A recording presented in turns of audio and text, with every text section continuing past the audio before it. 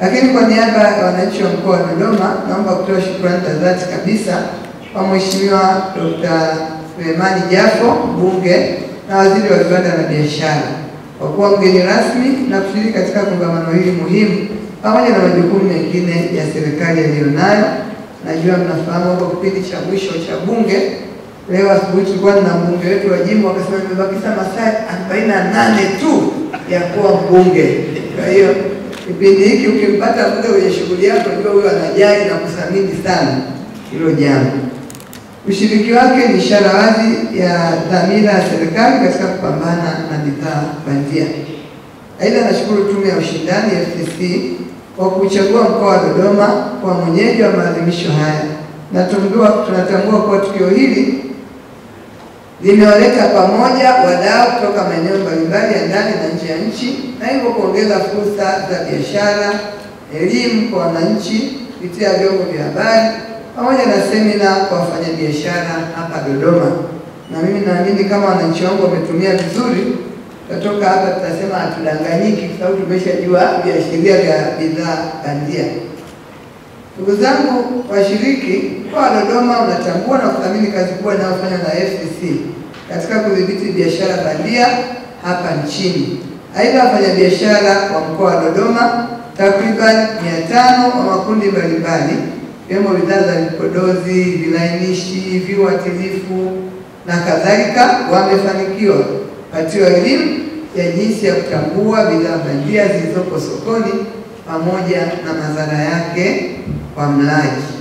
Kupitia Tume ya Ushindani, wajasiriamali wa mkoa wa Dodoma pia takriban 100 wamefanikiwa kupatiwa elimu ya kujisajili alama za bidhaa zinazozalishwa, yani trademark, kupitia wakala wa usajili wa leseni za biashara BRELA, ili bidhaa zao ziweze kulindwa na Tume ya Ushindani.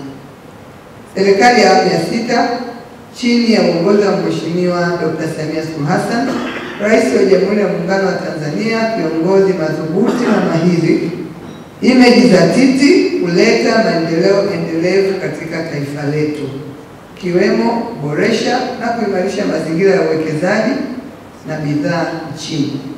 Moja ya hatua za kufanikisha hilo imekuwa ni serikali kuendelea kuiamini na kuiwezesha Tume ya Ushindani kusimamia usalama wa soko, utimamu wa miliki bunifu za bidhaa na kulinda mlaji dhidi ya athari za bidhaa bandia.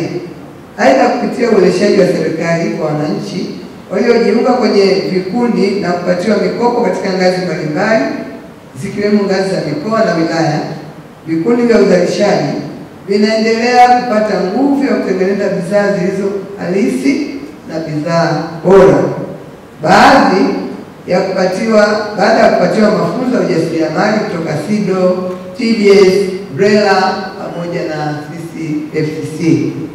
Hivyo, ili kuleta uendelevu wa mafanikio haya na waagizaji, wakurugenzi wa halmashauri zote kwa Dodoma kwa kushirikiana na FTC katika kutoa elimu kwa vikundi hivyo kuhusu athari za bidhaa bandia,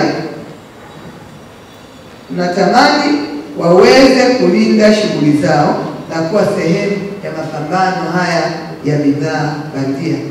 Aidha, katika uratibu wa vikao vya ushauri vya mkoa wa Dodoma na wilaya, ndio vikao vya RCC, kamati za ushauri wa maendeleo ya mkoa, na vikao vya DCC pamoja na baraza ya biashara ya wilaya na ya mkoa, nitahakikisha FTC mnapata nafasi kuingia katika vikao hivyo ili kuleta elimu na kushiriki kwenye mjadala muhimu unaohusu ushindani na maendeleo ya biashara mkoani Dodoma. Natangaza kuwa maadhimisho ya kitaifa ya siku ya udhibiti bidhaa bandia duniani mwaka 2025 yaliyokuwa yakifanyika mkoani Dodoma sasa yamefungwa rasmi. Asanteni sana.